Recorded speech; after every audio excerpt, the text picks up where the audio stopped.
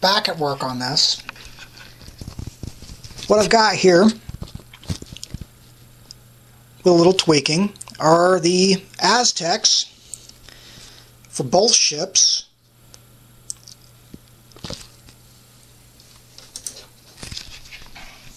Both for the upper hull as well as the lower,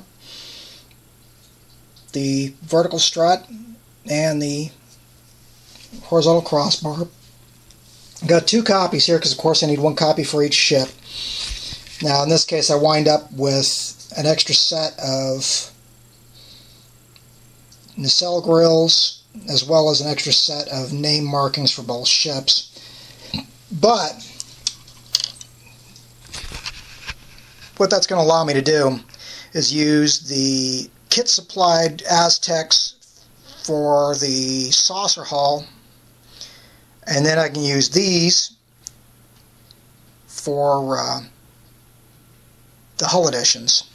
Now how I got these is I took the designs I did to make the hull editions into my computer, sized them up right, and then using some scrap Aztec from Arthur Pendragon's download set, just copied and pasted it into place to give me the Aztecs for the areas that, gee, the kit doesn't supply.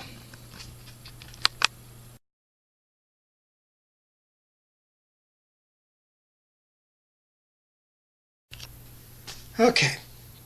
Been a while since I sat down in front of the camera working on these little guys, but I do have something to show for it. Namely, I have got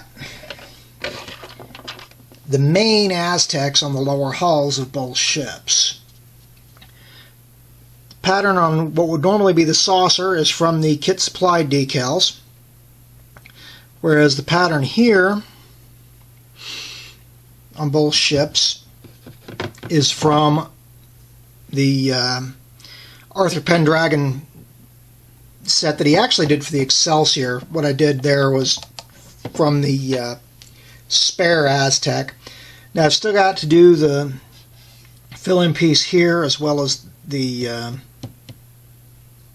antimatter storage. Debating filling these sections in as well, but that's where we're sitting at the moment.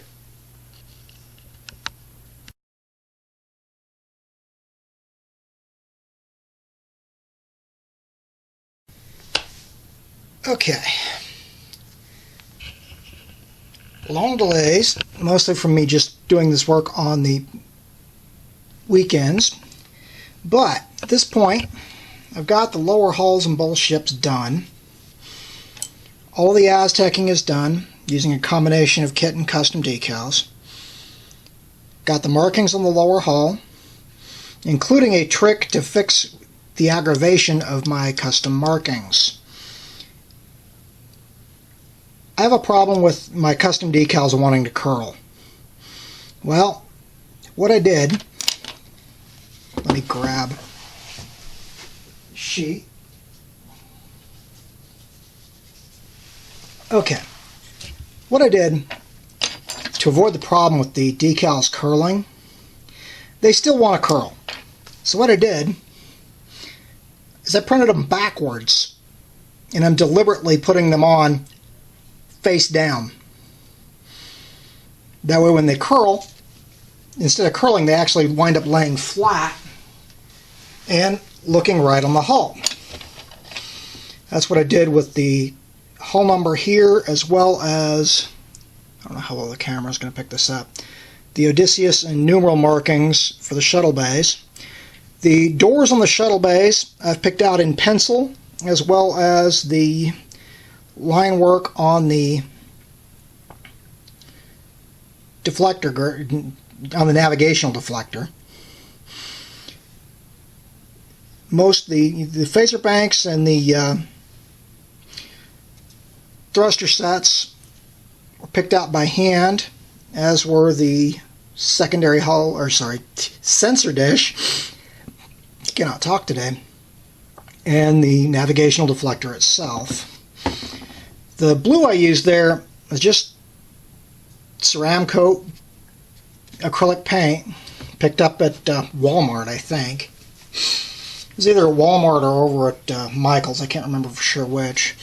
And on the USS version, of course you've got a little more contrast with the blue lining here, but it's the same basic idea.